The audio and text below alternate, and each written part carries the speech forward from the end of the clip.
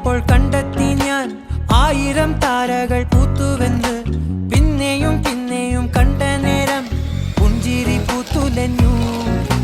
കാണാതെ വയ്യെന്ന തോന്നലായി, കണ്ടിട്ടും കണ്ടിട്ടും പോരാറായി.